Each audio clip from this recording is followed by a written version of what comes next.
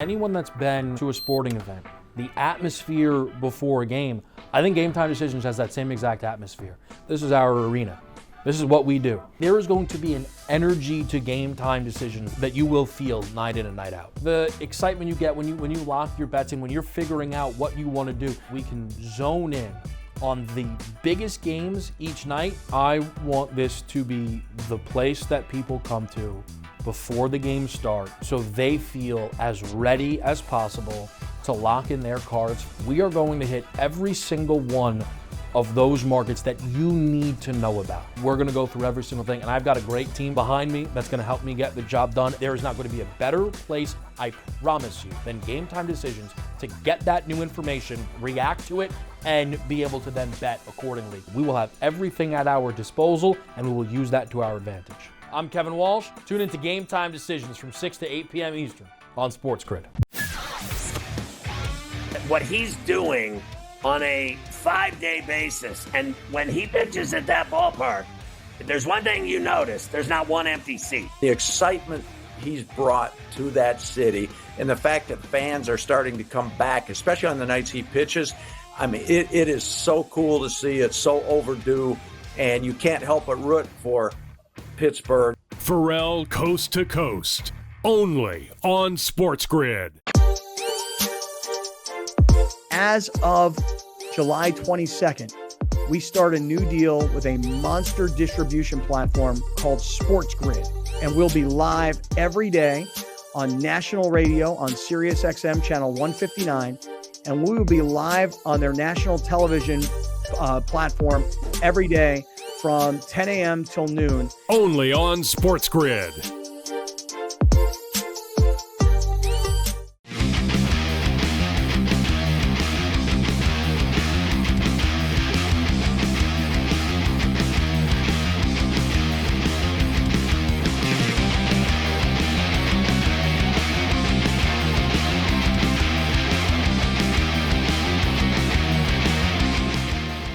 Welcome into an all-new episode of Bare Knuckle Fighting Main Event here on SportsGrid. I am Brian Ciano. Thank you so much for joining us as we take our weekly look at everything going on in the world of the Bare Knuckle Fighting Championships.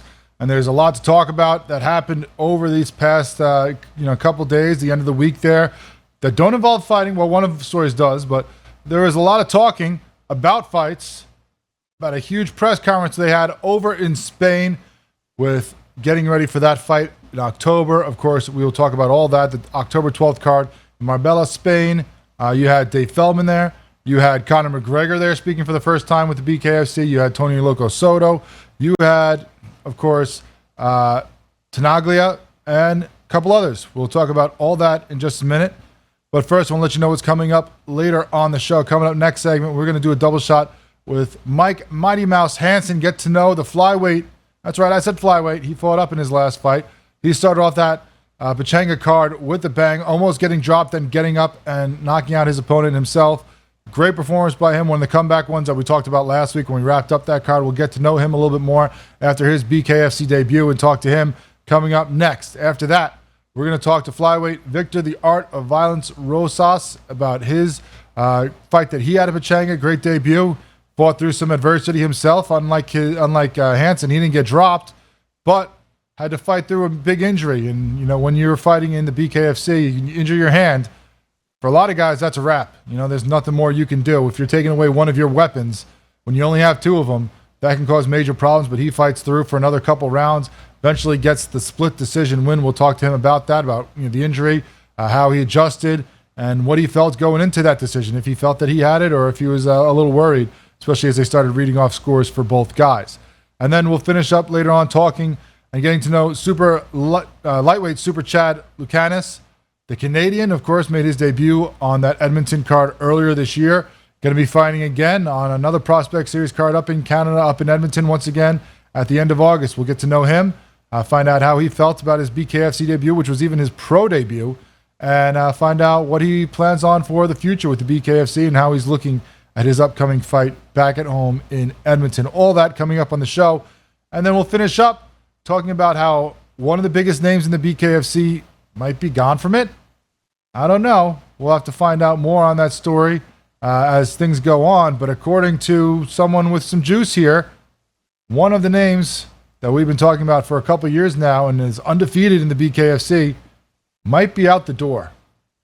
All that is going to be coming up later on the show. But first, let's talk about this presser they had over in Spain and Marbella last week.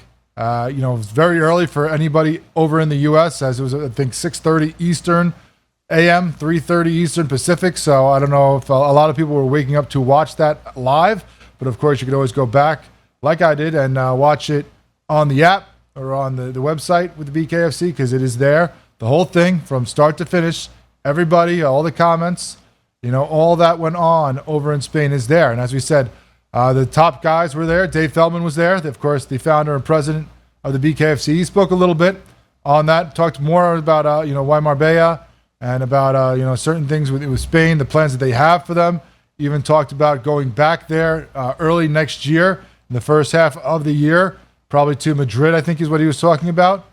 But then also there on the dais, and probably speaking more than just about anyone, as you probably would expect from throughout his career, how he handles the press, is Conor McGregor, the new part owner of the BKFC. Of course, he was there doing a lot of things for the BKFC. He talked about, first of all, why he got involved, because now this is the first comments we're seeing from him about why get involved with the BKFC, the plans for the BKFC. And he talked about how strong an organization is. He talked about the great shows they're putting on, about all the things that he has seen. And, it seemed like a big thing that drew him in was seeing it live. He talked about going to that card out in Denver, the first pay-per-view that we all saw him at ringside, to go watch Rowdy Beck Rawlings or Rodriguez, who, he knew from the UFC, going to check out her fight, and just being there and seeing the atmosphere, seeing the fighters, seeing the violence and the great show that it was put on. And talked about how that drew him in, how he started loving it right away and started having talks with Dave Feldman right away. And while it took a while, probably took about a year from when that card to when it was announced that he was going to be part owner, kept talking, kept being involved, kept enjoying it, and how all that was big for him as he decided to be part of the BKFC ownership.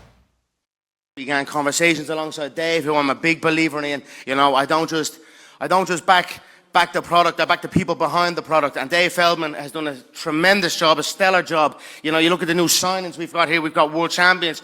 We've got some incredible fighters here. This is a sport on the rise. And with my backing, I'm confident I can strap it to a rocket ship and send it right to the moon. Of course, hyping up the crowd as always. And, he talked about those new signings, as you heard mentioned there. Those signings, of course, were Dan Chapman and Hannah Rankin, who were introduced there on the dais and who spoke a little bit themselves. Chapman, a Welsh-born lightweight, 5-0 in bare knuckle over on the other side of the pond in a different organization over the last 7 years. 4 of those 5 wins for him are by finish, KO, TKO. One of those in the 7th round. So obviously something he will not have to do here with the BKFC, but as obviously the durability is something that this guy has in spades there. Last fought in March of last year, had a couple fights canceled if you look at his online record. So a guy who's well versed and could quickly get into the mix here at lightweight. Then also Hannah Rankin's a Scottish boxer, glove boxer. Sounds like she's going to be involved in that 135-pound division. When they're bringing up names like Crystal Pittman and others that were fighting in that heavier division where we don't have a champion, don't have rankings, so maybe this is a big name there that's going to slide in there and ply her trade. 13-8 in boxing, 3 knockouts, former IBO WBA super welterweight champion, so going to have to drop down a little bit to fight in the BKFC, but still little struggles there at the end of her boxing career, lost 3 of her last 4, but 2 of those were title fights, so it's not like she's down at the bottom of the mountain here. She's fighting the best of the best. One of the toughest women in glove boxing. Now is going to take them off and try her hand in the BKFC. So some names that are known in combat sports, whether it's glove boxing or bare knuckle, crossing over to BKFC. And Conor talked about that as well. He talked about why fighters should want to come over from whether it's the UFC or other promotions to the BKFC, about how great it is. And why don't we listen to that right now? It'd be exciting to see these cross over. And make no mistake about it now, this is a viable option. And in my opinion, the only option. I don't want to see, nor do I give a about UFC fighters going to PFL or going to another promotion. You need to break it up. You need to mix it up. You need to come and try something new to really break into that next level of, superstardom, of respect, of money, of power. And we have it all here at Bare Knuckle Fighting Championship. So I'm excited to see. Now, of course, he would know about breaking to another level of superstardom and, changing over combat sports. As he had that huge fight against Mayweather that definitely did not go his way at all. But, if you're going to pay me $100 million to get my butt kicked, I might be up for it. And that obviously worked out in his favor, put him in a different stratosphere in both popularity, wealth, and so many other things, and probably spurred a lot of the things that he has done since that have made him lots of money, whether it be Proper 12, whether it's the Forge Irish Stout that's a big part of the BKFC, or, becoming a part owner of the BKFC. All these things obviously propelled his superstardom in the movies, and now he's going to try to do that with the BKFC. But, of course, it wasn't just any – even said that he's got 2 fights left with the UFC, and after that, he might want to mix it up with some of these fighters, that he considers himself not just an owner but more of a player manager. So it looks like he wants to get involved. I don't know how you really do that if you're a part owner, to then say, okay, now go ahead and punch me in the face. I don't know if there's plenty of guys that would be interested in beating up their boss. One of those guys that might is Tony Loco Soto. Him and Tenaglia went back and forth. We had a couple clips, but there's plenty of them that are just too dirty to air on our show, unfortunately. Just a lot of trash talking, a lot of nastiness back and forth. These guys do not like each other. Even Chapman got involved. He started calling out Loco Soto, saying how he should show a lot more respect for Tenaglia, and that he thought he was going to wipe the floor with him. So there's a lot of bad blood between the guys that are going to be fighting. We look forward to them fighting on that card. Looking forward to see what Conor McGregor can do here for the BKFC.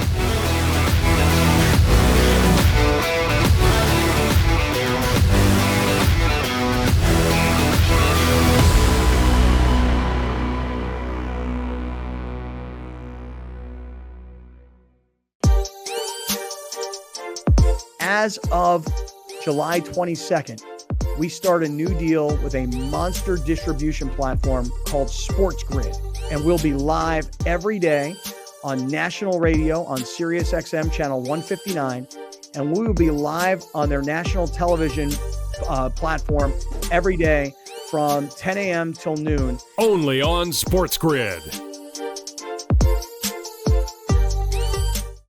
If this wind, like we have out of the Northwest, was here all week, it would be insane watching these guys play in it. But it's going to be a southwest wind, which makes it a little easier as far as the direction of the wind. And the guys will have it a little bit of a break on the back nine. But it is such a fun golf course, one that I really do think tests every single aspect of your game. Only on SportsGrid.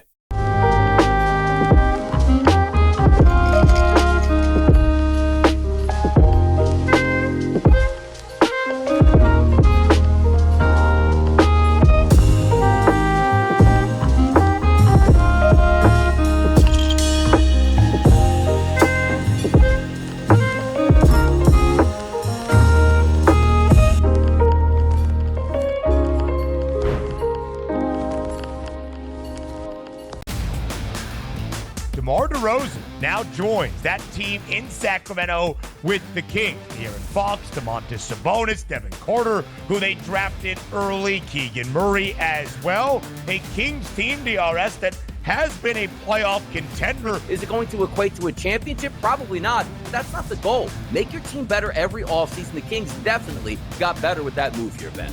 The early line. Only on SportsGrid.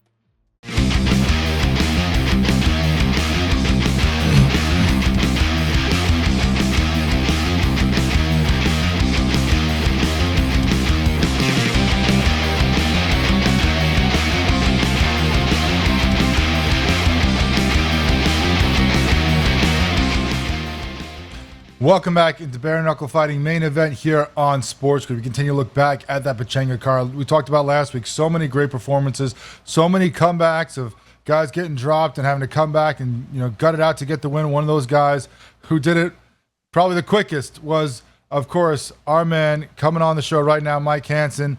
That fight against Yost, Michael, was a great back and forth early on, just some big shots right away against Yost.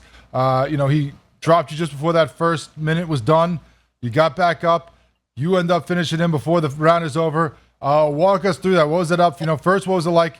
Starting that fight. Was that your first fight in the BKFC? Was it as crazy as you expected, coming right out with both of you swinging big? Right out of the gates. Yeah, coming out and then just started throwing hands kind of threw me off because my game plan was to kind of fill it out first because I had no idea what to expect with no gloves on. But it felt very similar to an MMA fight, so I felt very comfortable.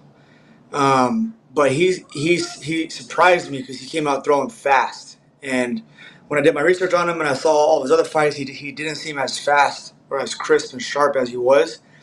So that's when it had me on my heels a little bit, and I just had to figure him out. It took me after he knocked me down, I started to figure him out, and I knew how to draw him in and bait him into getting into a dogfight to where I could land because I was a lot better in the pocket and I was sharper in the pocket than he was, and I felt that in the early exchanges before the knockdown. Yeah, before the knockdown, even before the knockdown, when you guys had those big exchanges, and then, it seemed to settle into where he was throwing the big shots and you were more controlled, the better, boxing, more pure boxing in that regard, the straight lefts, the jabs, trying to keep him off balance.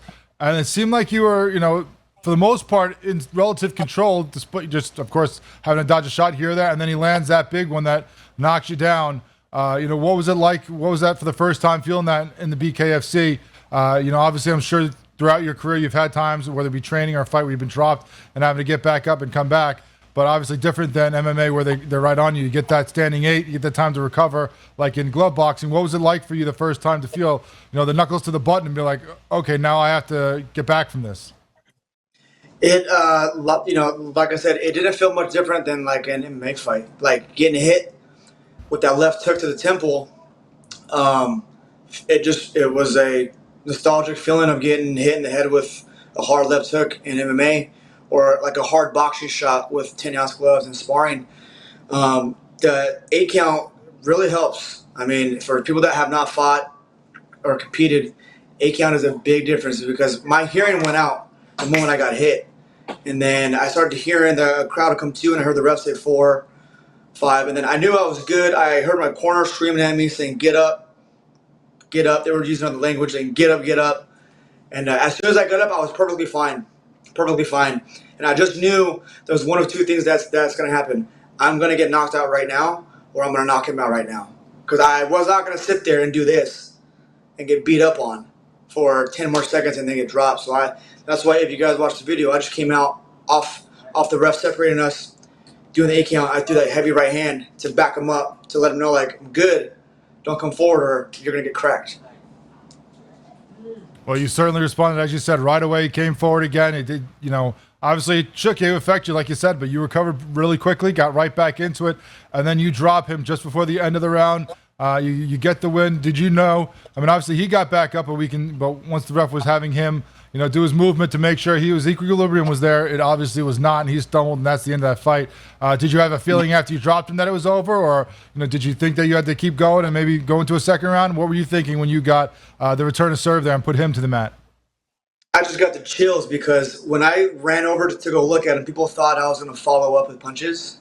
I wasn't, right? Because I knew I was in a boxing fight.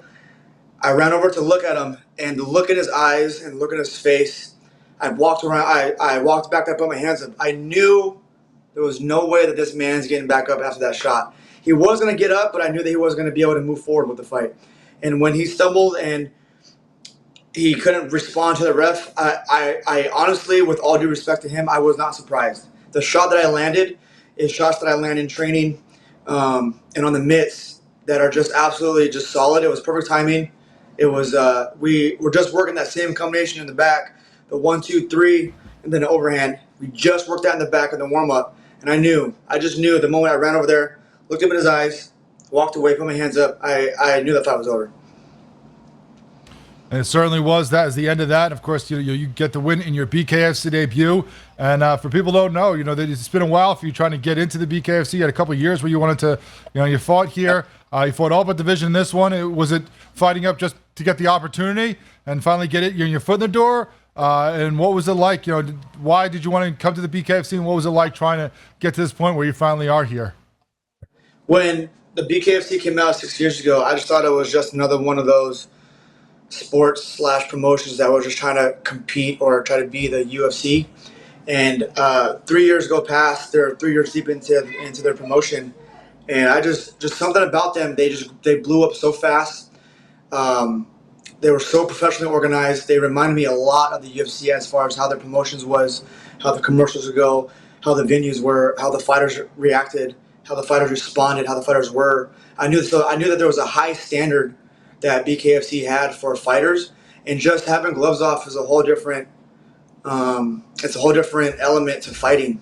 Like, you could come in and be a great boxer, but if you get stuck with a jab in your jaw, or get cut, or you break your nose, you don't want to compete anymore. So people will always quit. I knew that I didn't have that in me. There's no way I'm going to quit. There's no way I'm going to stop because I got my face smashed in. The only way I'm going to lose is knockout, ref, or my corner throwing the towel. So I've been trying to get in the BKFC for 3 years, and I'm thankful. I'm super grateful for Nate Shook and the BKFC because he was transparent. I haven't done no tryouts. I have one boxing fight that I lost in January, and I'm on a 4-fight losing streak. So for him to give me the opportunity, I literally told myself I had to deliver one hell of a performance. You certainly did. No, I took advantage of an opportunity like that. You absolutely did. You made a name for yourself for sure. We're going to take a quick break. When we come back, we're going to keep talking to Mighty Mouse Hansen about the great performance he put on the BKFC out in Pechanga, and talk about how you feel about the BKFC a little more and other things involved with the sport when we come back here on SportsGrid.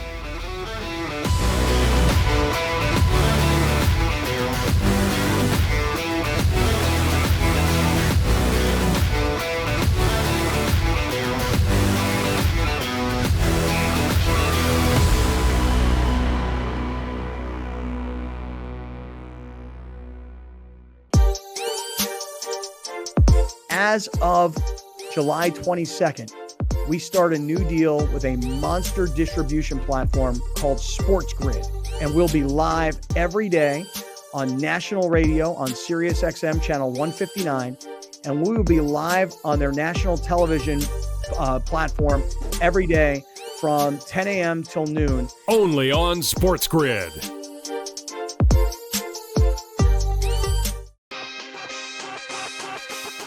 Where are you at in terms of a starting lineup? What you want to see from Team USA? I think he'll get guys involved, and then there's your lockdown defender at the point guard, the point of attack, right? I do like Curry. I would then go with Ant. I like Ant over Booker. I think if you look at the way the Canada game was, they looked kind of slow starting, and then they kind of got rolling. Game time decisions. Only on SportsGrid. He talked about Major League Baseball and its rule, or actually its relationship with sports betting and gambling. Integrity is the foremost concern, and a lot of people are questioning that given all the scandals, right? There's Mercano, there's Pat Hoberg, one of the best umpires in MLB, suspended right now. We don't exactly know what he did, but he's been disciplined, and he hasn't umpired a game this year. Newswire. Only on SportsGrid. The staple of consistency within the AFC North, that's the Pittsburgh Steelers. 17 years under Mike Tomlin, never a losing record, never less than 8 wins. You add Patrick Queen there over from your division rival. You take a look at that offensive line, which does have some question marks, but still a decent wide receiving core that they have, a running game that has Najee Harris, and a quarterback that's been there, done that. The early line. Only on SportsGrid.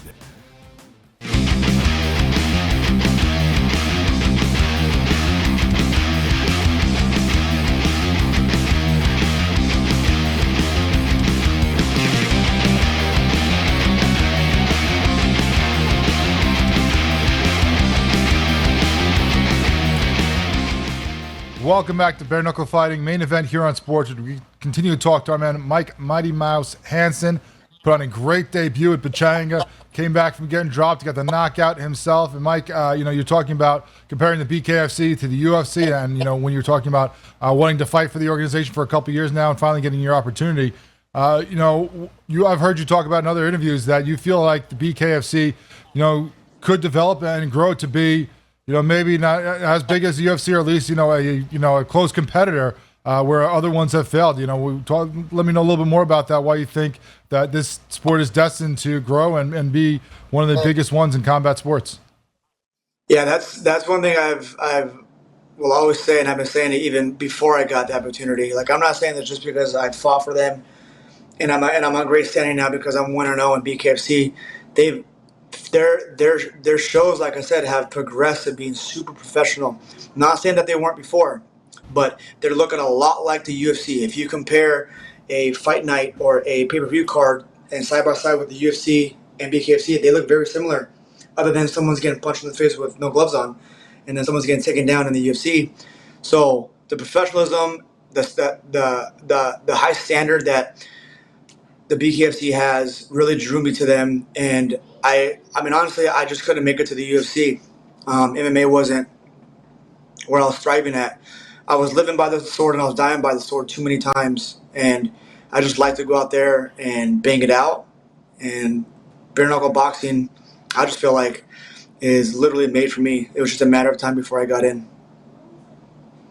And we're glad you did now. We look forward to seeing you back in there. You talked about, that this wasn't your weight class. You kind of fought up in this one. So is the plan now to drop back down to 125 and stick around there? What is the plan going forward as far as continuing the BKFC now? Absolutely. 125 is where I fight at. I'm a big 125er. I'm a small 135er. So if an opportunity approaches itself and I can fight at 135 and the opponent makes sense and I'm not just going to go out there and get bullied by a bigger guy, I'll fight 135. I'll fight 135 regardless if the opponent doesn't make sense, if it's a good opportunity for me to move forward in the company, save a card, or be a last-minute replacement. But 125 is where I'm going to shoot to fight at. So I feel like I've made a name in the company in the lighter weight classes, but I want to earn that respect at 125 that I've already earned at 135. So going back and forth between both of them isn't going to be hard for me to do at all. And one other thing that, when you're talking about the BKFC, I've seen you talk about, when you talk about the rise of any, of combat sports, about the UFC as well, some of the names that have helped propel that to different heights have been women and women fighters, and some of the toughest fights we've seen have been in that. And I've seen you talking about the respect that you have for the women in the BKFC. There's plenty of guys, fighters in any combat sport that just kind of, overlook the fairer sex and what they can do as fighters because they don't think they should be in there. But, you certainly are not one of them, and you have tremendous respect for the women in the BKFC and the fights they put on. Absolutely. If you look at combat sports in general, whether it's going to be boxing, kickboxing, MMA, or now bare knuckle, if you look at a lot of the guys deliver. Don't get me wrong. I'm not saying fellas can't fight. However, when you get to the higher level of bare knuckle, in my opinion, or in the UFC or MMA, a lot of fighters like to play it safe because they don't want to lose. They want to be that guy, oh, you lost. These girls could care less if they lose or win. They have more to prove because, like I said before, fighting in general is a man's sport, right? It was created by man, literally, and it is a man's sport. So for females to come in and take advantage of opportunities, whether it's in bare knuckle or MMA, and the way they fight is just entertaining. There's a lot of female fights that I would rather watch over some male fights, just because it's way more entertaining from like a fan point of view.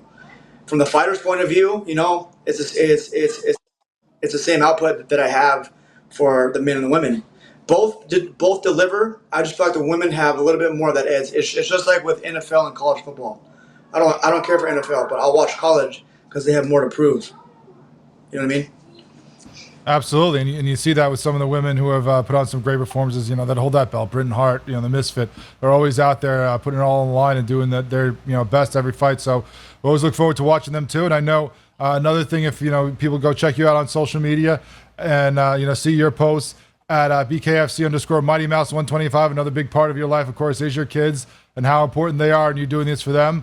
But unfortunately, we're out of time, so we can't talk too much about them, but we look forward to seeing you back in there and back on the show as well. Thanks so much to Mike Mighty Mouse Hansen. Great performance out of Pechanga. We look forward to seeing you come back and fight again for the BKFC. Thank you, sir. Nice talking to you.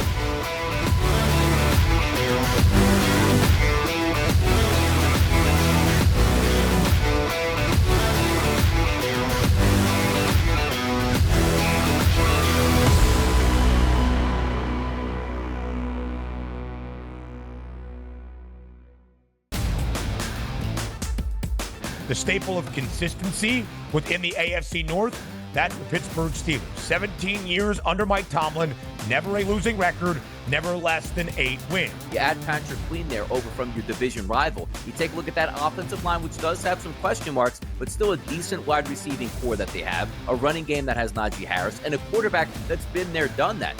The Early Line, only on SportsGrid. Where are you at in terms of a starting lineup? What you want to see from Team USA? I think he'll get guys involved, and then there's your lockdown defender at the point guard, the point of attack, right? I do like Curry. I would then go with Ant. I like Ant over Booker. I think if you look at the way the Canada game was, they looked kind of slow starting, and then they kind of got rolling. Game time decisions, only on SportsGrid. He talked about Major League Baseball and its rule, or actually its relationship with sports betting and gambling. Integrity is the foremost concern, and a lot of people are questioning that given all the scandals, right? There's Mercano, there's Pat Hoberg, one of the best umpires in MLB, suspended right now. We don't exactly know what he did, but he's been disciplined, and he hasn't umpired a game this year. Newswire, only on SportsGrid. The Bostonian versus the Book. Your mustache is falling. Mustache is falling off. It's got to go. Skeen's got another strikeout there. I don't want to take it. As soon as I take it off, they're going to give up a run. I'm trying to keep it on until he comes out of the game. It's all over the place. Come on. I'm superstitious. He's got 10. He's got 10 Ks. He's cruising. Wow. They pulled Skeens, by the way. Yeah, they pulled him. Yeah. Okay. Yeah. The Bostonian versus the Book.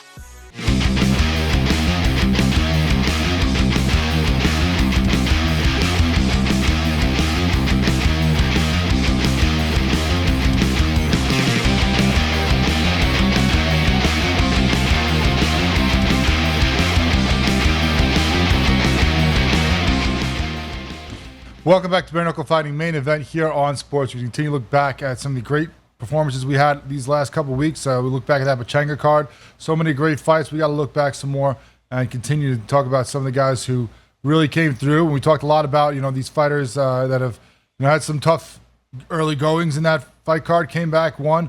One of those guys is coming through from an injury, and that was Victor the Art of Violence Rosas, who joins us now on the show. Victor, you get that great decision win over Luis. I know that you had the hand injury.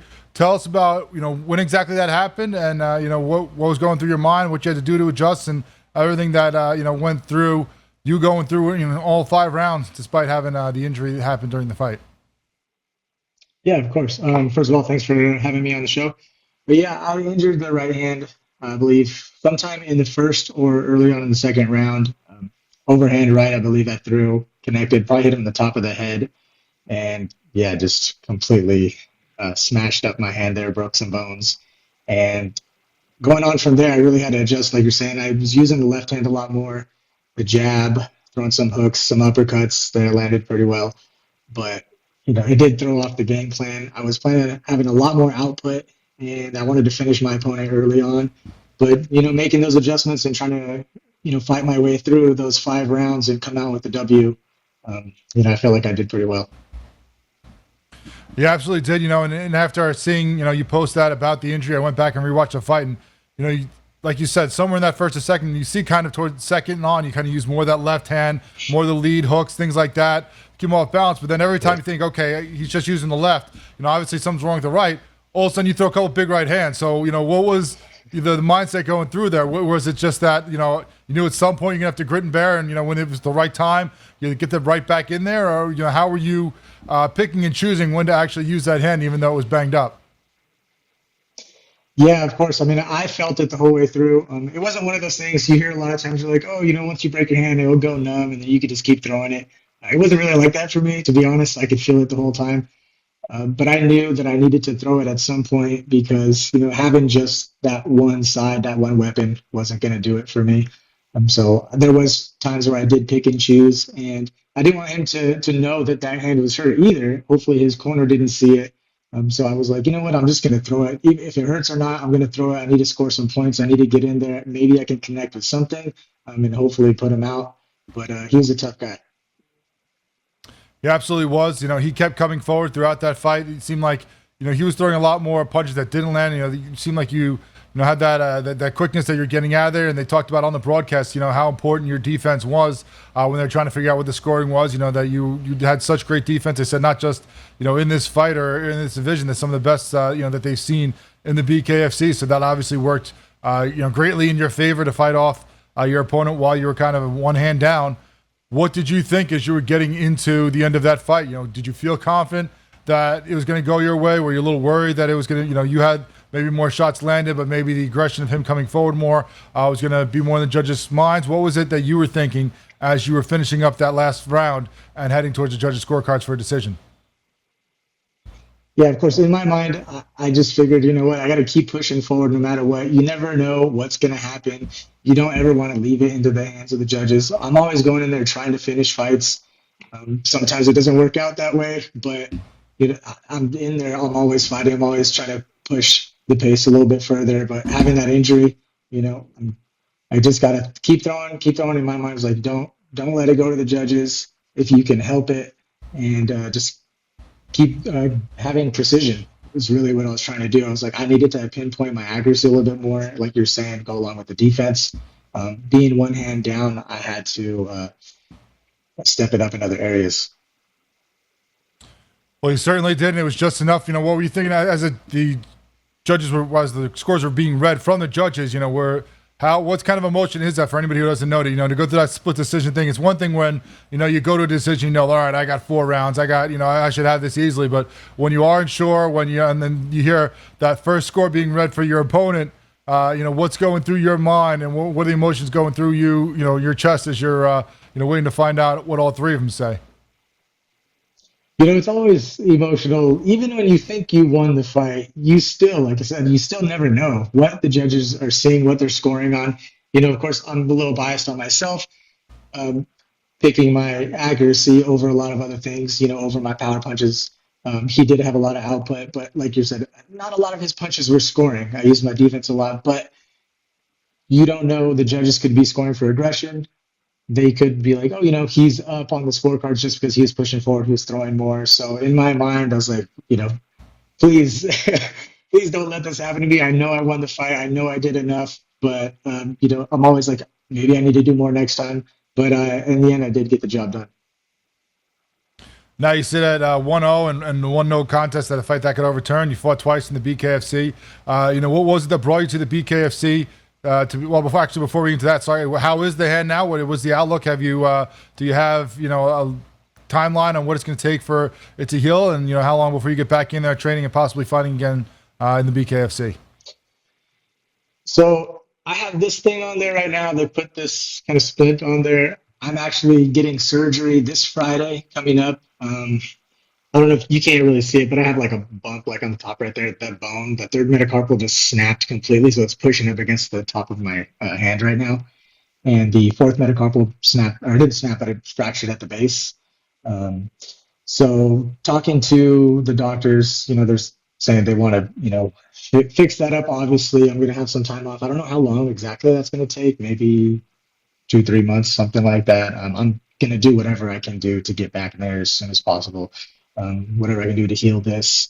Obviously, I'm not going to be using it because I need to lay off of that. But I'm going to be keeping up with my cardio, doing everything else that I can do, so that when that time comes, I'll be ready to go. Because I definitely want to get back in there as soon as possible.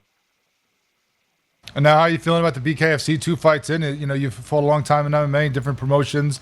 You've fought in Bellator. Is this, bare knuckle fighting, bare knuckle boxing? You're home now. Is it something that you feel you like doing, but maybe depending what the opportunity arises, back and forth could go between the different disciplines? What's your outlook after a couple fights in the BKFC here?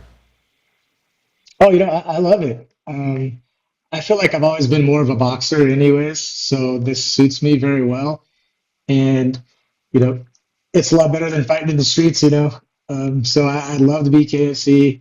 I'd love to stay in here. I'd love to get a belt. I'd love to get 2 belts if I could. That flyweight division, I'm right there. That bantamweight division, I've been fighting in it already, even though I'm a flyweight. So, I'm ready to get both.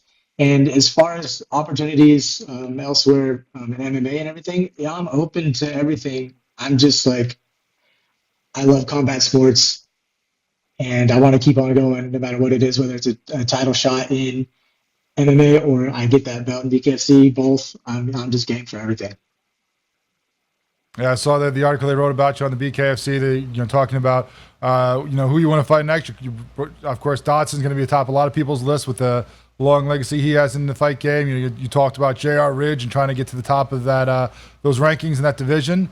What's driving you right now at this point in your career? Is it just the chance to get the belt? Is it to get the big name fights? What's the big thing for you as you continue on?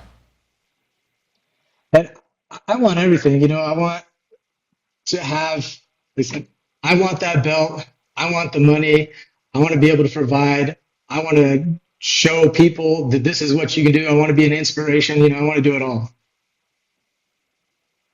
Well, we look forward to seeing you heal up and get back in there, Victor Rojas. Thanks so much for joining us.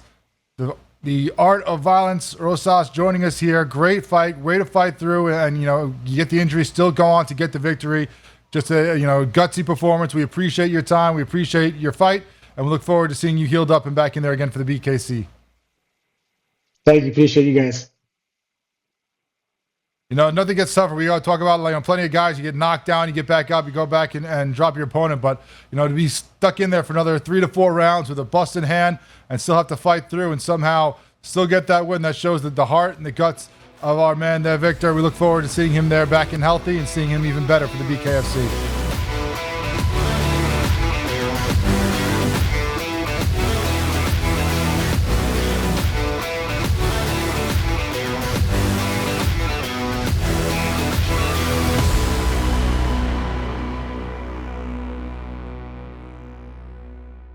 Anyone that's been to a sporting event, the atmosphere before a game, I think Game Time Decisions has that same exact atmosphere. This is our arena. This is what we do. There is going to be an energy to Game Time Decisions that you will feel night in and night out. The excitement you get when you lock your bets in, when you're figuring out what you want to do, we can zone in on the biggest games each night. I want this to be the place that people come to before the games start so they feel as ready as possible to lock in their cards. We are going to hit every single one of those markets that you need to know about. We're gonna go through every single thing, and I've got a great team behind me that's gonna help me get the job done. There is not going to be a better place, I promise you, than Game Time Decisions to get that new information, react to it, and be able to then bet accordingly. We will have everything at our disposal, and we will use that to our advantage. I'm Kevin Walsh. Tune into Game Time Decisions from 6 to 8 p.m. Eastern on SportsGrid. Next up is Tampa, who was very impressive last year with Baker Mayfield, Evans. They hooked up a ton, and they've already shown what they can do, but they're picking this team, the Falcons, over them. Explain that to me. Baker Mayfield's back. Mike Evans is back. Where a couple years ago, you really wondered if he finished his career as a Buck, but the Bucks wanted him to do that, and he's going to do that. He signed a 2-year deal for about $21 million a year. Pharrell Coast to Coast, only on SportsGrid. They scored well. They defended like crap. Last game, they struggled to score. They defended great. We still have not seen the best out of USA basketball. So they've shown they've won different ways. They still should win absolutely the gold medal. But they're playing with fire a little bit with their play, especially when you get to the medal round and it only takes is one game to lose. Betting above the rim, only on SportsGrid.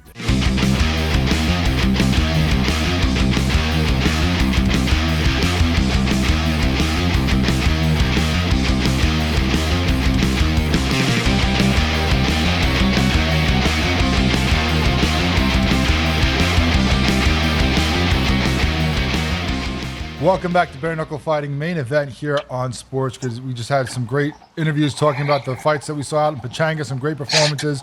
And now let's look back ahead, because we have so many cards coming up over the next few weeks and months. And one of those guys who's going to be playing a big part of that is Super Chad Lucanis. Of course, a lightweight up there in Canada. Up there in Edmonton, going to be fighting Zachary Pinnell on that Prospect Series Edmonton card at the end of August. Chad, thanks so much for joining us. We're looking forward to your fight coming up. We'll talk about that one in just a second. But first, I want to touch on your first fight, the first time you fought that Prospect Series card, first one they held up in Canada. What was it like for you, first of all, to fight in your home area? being from up there and representing Canada as a first-generation Canadian. And what was the crowd like for the first ever BKFC card up there? Man, that night was crazy. Like it was so electrifying, like just to see like all these people gather for like the first BKFC ever in Canada. It was insane. Like such a wild crowd. And of course, you put on a great performance. Got the first round finish in that fight. And I saw the article they wrote about a year afterwards, where you talked about how different it was to fight in the BKFC. You've fought before, obviously, with glove boxing. So it's you've been in combat sports before. You fought on cards.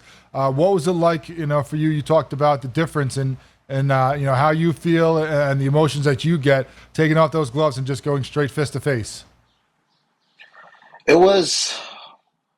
It's kind of funny because like a lot of people ask me this. They were like, like what was the nerves like going out there because of the whole idea of no gloves or anything, right? And it was my pro debut, so I was literally coming from amateur boxing straight to bare knuckle. So it was just a whole different game, but I liked it. For me it was fun because to me it was pretty much like a street fight, just a professional street fight. I can go in there and do what I want. And you certainly put on a great performance. You went in there. Did you expect to get the win like you did? What was the outlook as you came in? And when you first got in there and first started mixing it up with your opponent, did the confidence just swell and you felt at home? What was it like doing that first fight and then getting that victory? Honestly, it was like I can't say I expected that exact result to happen, but for like weeks I kept telling myself, I was like, man, I'm gonna come home like undefeated this night when this night comes by. Like I told myself, I just kept telling myself like I will win. There's no ifs, there's no but if that happens. No. Like for me in my head, I just knew I was gonna go in there, I was gonna execute and just do what I had to do to get my hand raised. And you certainly did that. Now you get another great fight coming up August 31st. Back in Edmonton, back at home. Do you obviously you don't have a ton of experiences. Like you said, you went from amateurs.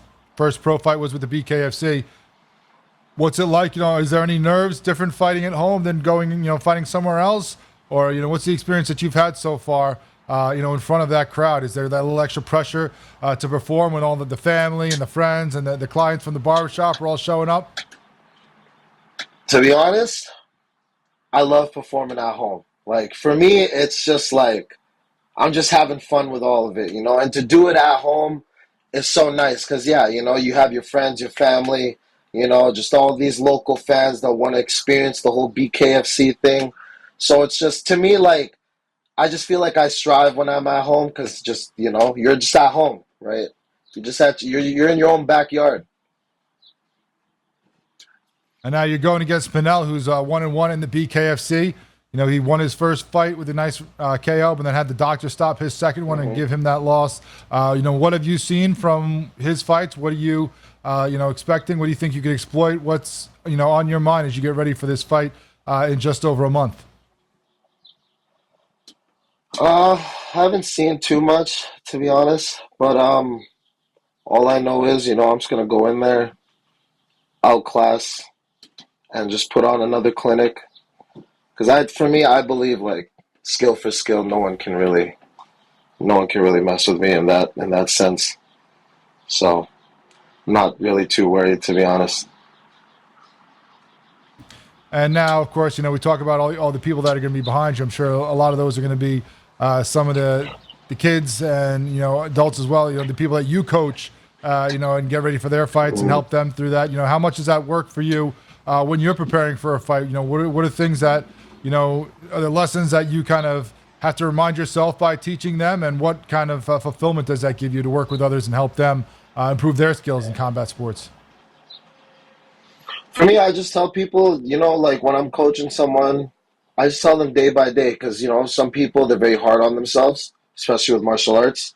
A lot of people are very like, they expect like that fast progression, like, and it's like, great, great things don't happen overnight, right? Like I could be showing you something for like a week, You might not pick it up in like a week or a few days. It just depends, right? But at the end of the day, it's a reminder too of myself, like everything is day by day. You just have to go day by day. Sometimes you'll have good days, sometimes you'll have bad days. But at the end of the day, you just got to go day by day with it and get the work in. And, speaking day by day, obviously a lot of fighters, have to work through different things and other, stuff to help them train and get to where they need to be. I know that you've been doing, barbering for a long time. I don't know if barbering is the right term for it, but you are a barber. You've been, styling hair and cutting hair for a long time. What's that for you, the different, the dichotomy of who you are outside the ring versus who you are on, daily life, daily basis in there cutting hair at the shop? I personally, honestly, wouldn't say there's too much of a difference. I'm just doing something different with my hands when I step into the ring. Other than that, literally, like what you see on camera is what you get. Like I'm literally the same guy. This is no mask. This is no character. Like this is literally just how I am. So if you were to come to the barbershop, get a haircut from me, you're getting the exact same Chad that you see on TV. So, yeah. Well, we look forward to seeing you on TV again at that Prospect Series card back up in Edmonton the end of August. We're looking forward to another great performance by you, Chad. Super Chad Lucanis, thanks so much for joining us. I know you'll represent Canada and your family and their Filipino roots very well. And once again, when we see you, looking forward to the fight. Keep up the good work in training camp and can't wait to see you get back in there. Thank you. Thank you guys for having me.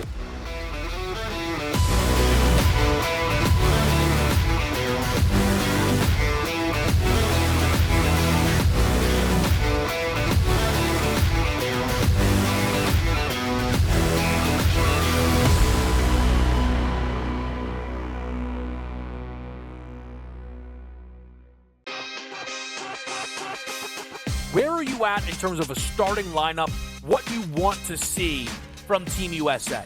I think he'll get guys involved, and then there's your lockdown defender at the point guard, the point of attack, right? I do like Curry.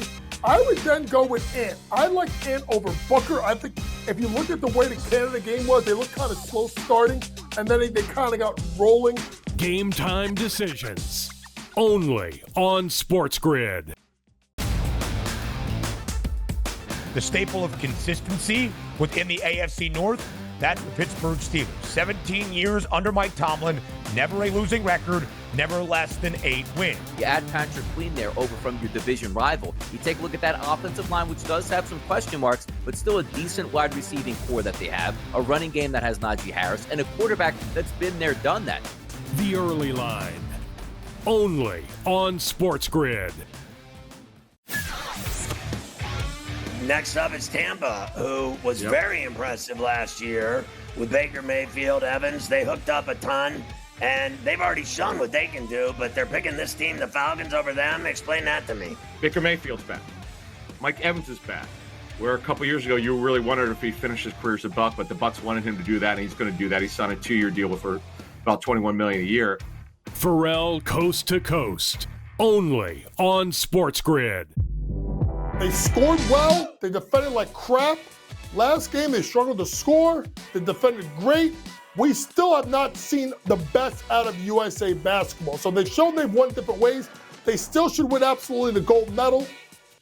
But they're playing with fire a little bit with their play, especially when you get to the medal round and it only takes is one game to lose. Betting above the rim, only on SportsGrid.